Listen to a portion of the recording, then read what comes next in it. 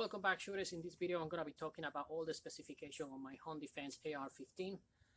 This is a 14.5 inches, but because I pin and welded the muzzle brake from silencer circle, it's already on the within legal specification, which makes the whole barrel up to 16 inches.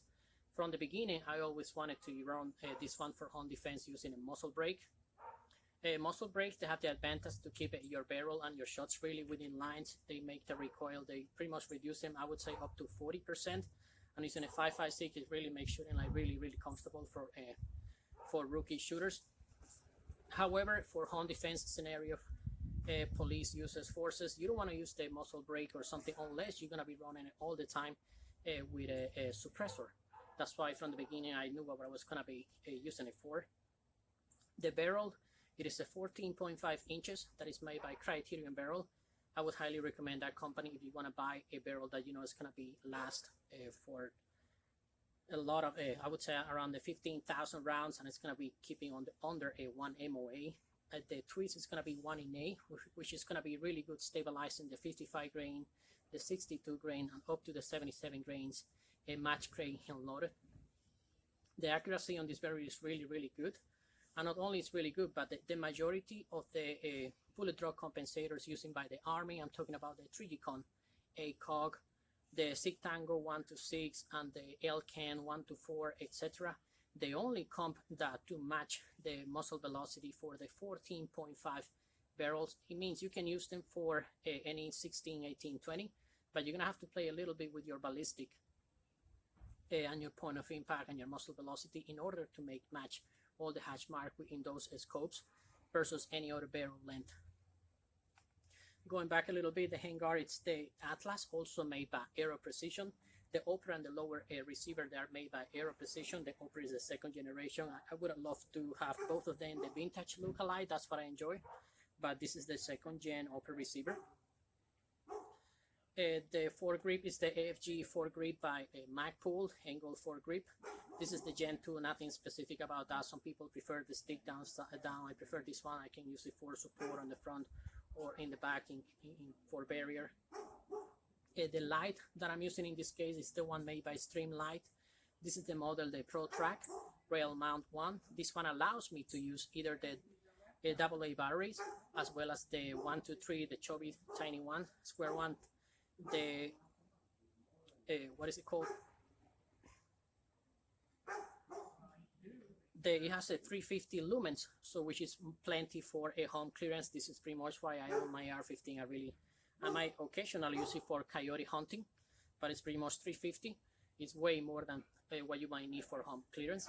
From the beginning, since I know I was going to be running this AR with a suppressor, suppressors get extremely hot after you take like 5 shots in a row. So I knew I'm going to need some room in order to prevent from burning my genitals when I put it on rest position. That is not fun at all.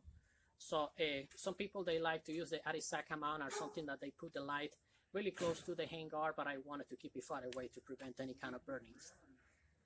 On the front, I have the bipod adapter made by Magpul. This is a metal one in case I ever put one of those BDC rifle scope.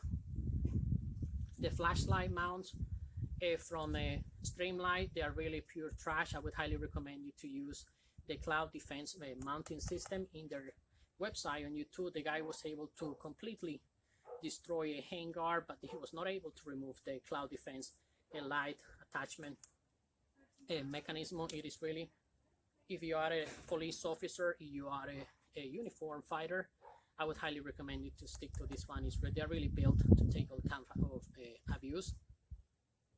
The sights that I'm using is the Magpul and Boss. The Gen 1, I have no problem with them. Of course, if you get a metal one, it's going to be a lot harder. But from my point of view, from my perspective, I do pretty well with the plastic one. And I have the Blitzkrieg, the radioactive, the tritium one sight on the front. It was like $60, something like that. On the side, I use the Magpul M-Lock covers to prevent my hands from getting burned when you shoot like 30 rounds in a row. The whole rail, they get a little bit warm. I use them all over, plus it matches the olive drab green furniture, the rest of the rifle. The charging handle, this is the Radiant Raptor. I made a video on my suppressor section of the specification on this charging handle. and how it helps with the mitigating the gases when you run this with the suppressors coming over your face. Radiant, they make some the charging handle for suppressor use, but also Aero Precision, they make special charging handles if you ever want to run your AR-15 with suppressor. I believe Knight's Armament, they have the specialized charging handle for suppressor use. The lower receiver part, they're made by Aero Precision, so it kind of matches the specification between the upper and the lower and the assembly parts. I really wanted to stick to all the specification. I've owned other firearms from different manufacturers, and I really enjoy the quality control on Aero Precision. I would highly recommend it to you if you're gonna buy a one to build one for yourself.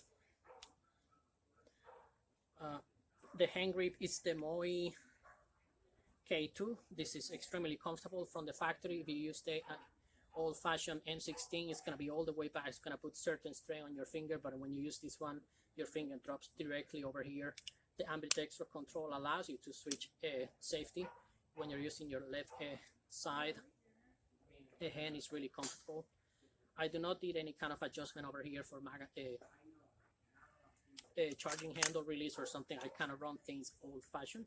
On the back, I have the ACS stock. Because of the barrel, it is a competition barrel. It is not a lightweight one. So this one allows me to compensate for the forward weight. Instead of tilting, it's pretty much very well balanced. So when I fill this one with the 1, 2, 3 batteries on the inside and a couple of tools on the inside, just anything L range, it sort of compensates and level the weight, so it makes easy throwing for defense situation. The trigger, it is I always forget the name. No, I just had it on my mind. Well, I'll see if I can remember the trigger later. It is really a good quality. It is a 2-stage that I've had on all my firearms from before. This is an extra pad that I had in order to make recoiling really soft. It is adjustable for all kind of size. I would highly recommend you to do your mark for yourself in case a friend of you is borrowing, so you know where your position is gonna be. The trigger, it is a Rock River arm. This is the Varmint one that was previously used for a competition in the US Army. And I think that covers most of it. The bolt carrier group, it is made by Palmetto State Armory. This is the nickel boron that it helps with the cleaning when you use it with the when you're using it with a suppressor weapon. That is not nothing new. It is also the nickel boron bolt carrier groups or internal mechanism. It is something that has been used special plating for the Knight's Armament, the sniper rifle, the M1110, 110, and also on the East Block, the VSS Vintoress. They also use the sort of nickel-plated bolt carrier groups in order to facilitate and lubricate the lubrication with the bolt carrier group during the action, because it's well known that when you run them suppressed, they get really dirty. I guess those are the specifications. Doing the final closing on my home defense AR-15, I'm gonna give you a few advices. The AR-15, they have the so-called gas block system. Generally speaking, they're gonna have on the front, the closer to the muzzle, they're gonna have the rifle length gas block, which is the one that was used previously for the M16 kind of rifle. And then eventually they started using the mid-length, where the block is gonna be in the middle, which is the one I prefer. That's the one with the one of the less recoil.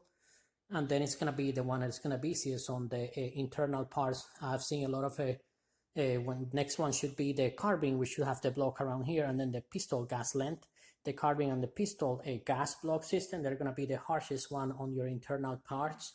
The one I use for my build, it is the mid-length. That's the one I recommend you to use. It's gonna be the one with the easiest recoil for the 14.5 inches barrel length when compared to the carbine and the pistol. The pistol, I really do not like shooting too much AR-15 pistol, because they're the one with the most jump, and they also have a lot of flash.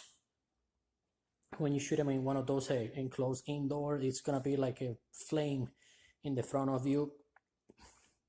Another tip that I'm gonna give you: always make sure you're gonna be using the right ammunition.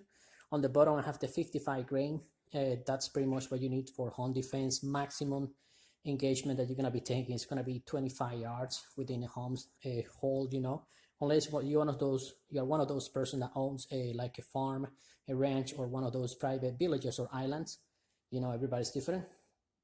If you are a police officer or a uniform military, you know, of course you're gonna stick to the green tip, the green tip, the one with the 62 grain to the right.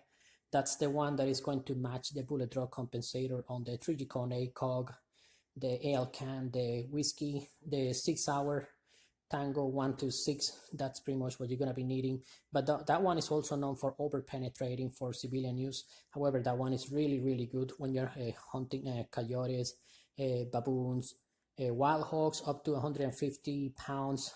That's going to be really effective. For home defense, 55, other use, hunting, military, professional use, I would stick to the 62. I do not own any M855A1, the latest and greatest generation. That's all I have to share with you, friends. Don't forget to like, subscribe, and share with like-minded people. You'll have a wonderful night, and God bless you all.